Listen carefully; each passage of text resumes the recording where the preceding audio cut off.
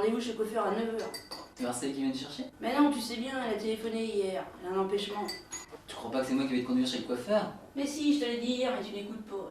Bon bah dans ce cas-là, on n'a pas le temps à perdre, hein. Faut partir tout de suite. Bon, je vais me préparer et suis la table. Comme si c'est à moi de faire ça. Reste pas traîner 2 heures, je travaille moi après.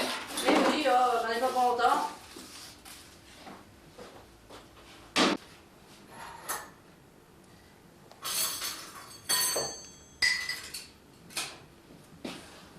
J'ai toujours démarré le moteur de la voiture. Profites-en pour sortir la poubelle.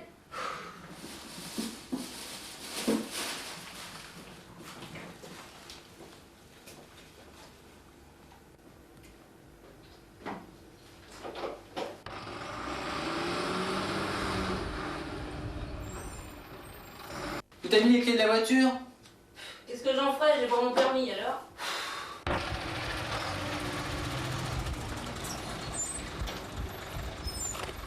Rien dans tes poches. Bah non, elles y sont pas, hein. T'es sûr que tu les as pas vues quelque part?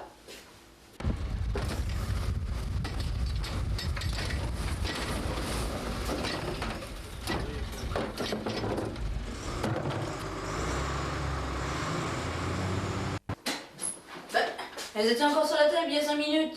Oh, mince, la poubelle! Dépêche-toi, on a peut-être une chance de les rattraper.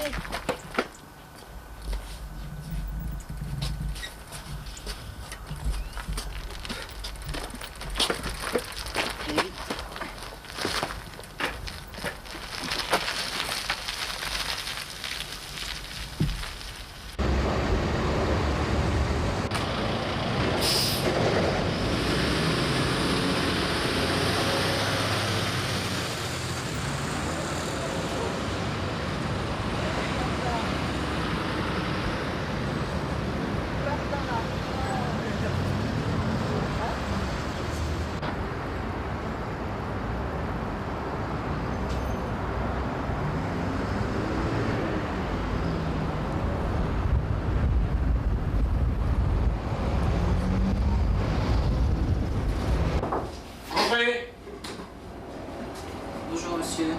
Messieurs, Voilà, on a perdu nos clés, on les avait laissées dans la poubelle et il y a le camion belge qui est venu les chercher. On aurait voulu récupérer nos clés donc. ben, c'est pas possible, je regrette, mais c'est pas possible. Pourquoi c'est pas possible? Mais c'est pas possible parce que ces déchets ont été déversés dans une fosse de 500 mètres cubes, à une profondeur de 6 mètres, et on collecte 100 tonnes d'ordures par jour, ce qui représente 250 mètres cubes.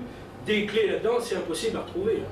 Mais si vous avez un petit instant, je peux vous commenter le fonctionnement de l'usine, et vous comprendrez mieux le pourquoi de mon refus.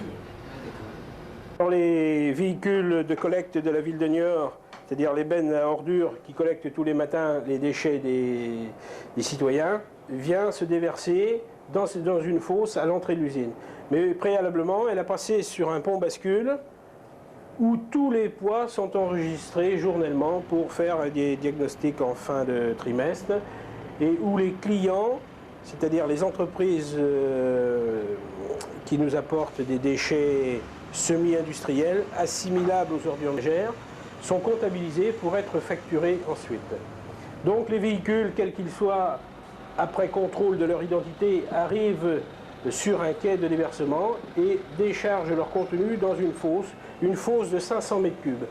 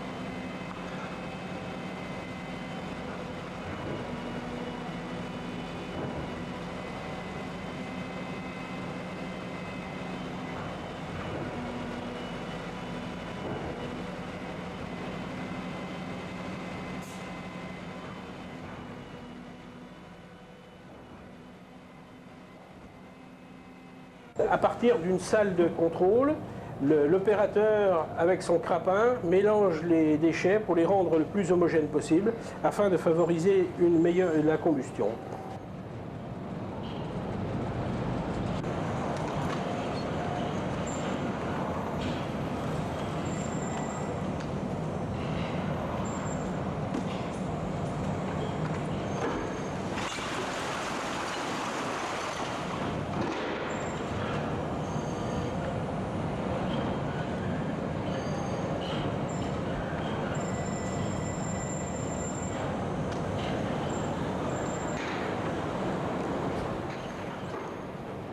Donc l'opérateur avec son crapin, après avoir fait son mélange, prend une poignée environ 1,5 tonne de déchets, les monte en tête d'usine et les déverse dans un genre d'entonnoir qui a une embase d'1 mètre au carré.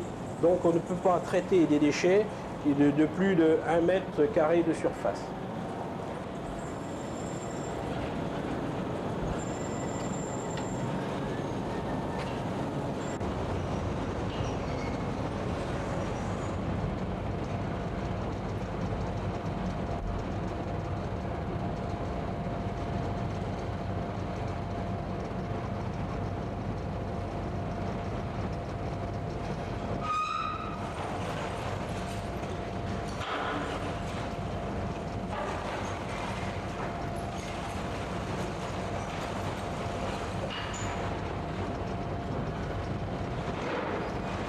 La température de fonctionnement du four, elle est de 750 à 900 degrés, avec des pointes de 1000 à 1100 maxi.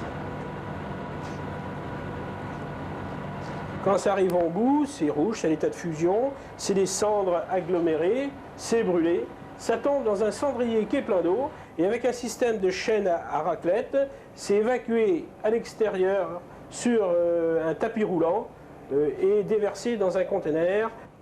Les fumées arrivent au ventilateur et s'échappent par une cheminée de 35 mètres de haut aux environs de 80 km/h grossièrement.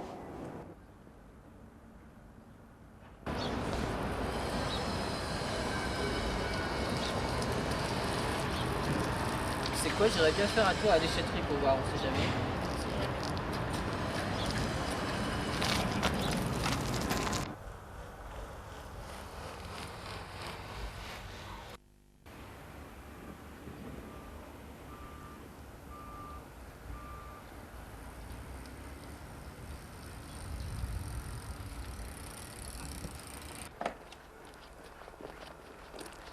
Bonjour messieurs, dames. Voilà, on a perdu nos clés dans la poubelle et on va les retrouver. Dans vos poubelles à ordures Oui. Le camion Ben est venu prendre la Oui. Ah poubelle. oui, mais alors là, moi je peux rien pour vous là. Hein, parce que les bennes à ordures, elles vont vider au four d'incinération. C'était quand ça? Ce matin, Ce matin, oui, non mais elles sont déjà brûlées, hein, vos ordures là. Hein. Donc, où elles sont en train de se brûler, c'est tombé dans la fosse du four d'incinération. Là, c'est sans espoir. Hein. Bah, ici, alors, qu'est-ce que vous faites?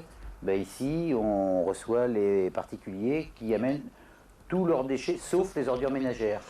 C'est-à-dire les déchets encombrants, les vieux frigos, les vieux meubles, les déchets de jardin, les gravats s'ils font des travaux dans leur maison, etc.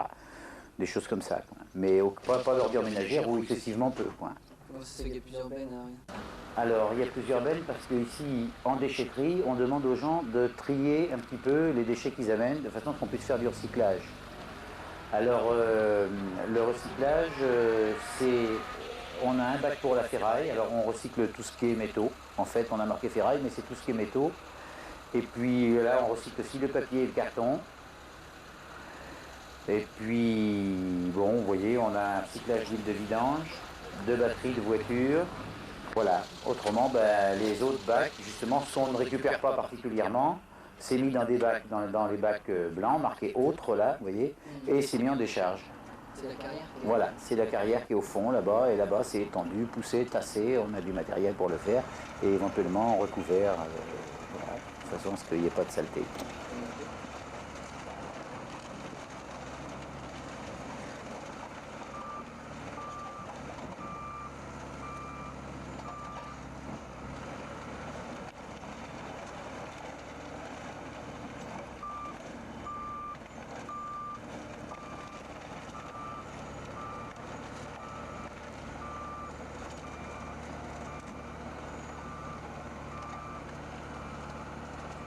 Vauclé, alors il y a peu de chance. Pour Vauclé, c'est sans espoir à mon avis. Hein. Vous avez été au four d'incinération? Enfin, de toute façon, c'est pas possible de retrouver. Hein. L'ébène, elle vide ça dans une fosse, c'est pris au grappe-main dans les fours. Ça me paraît, là, je veux pas être pessimiste, mais à mon avis, il n'y a pas d'espoir. Voilà. Merci quand même. Je suis désolé, je vous en prie.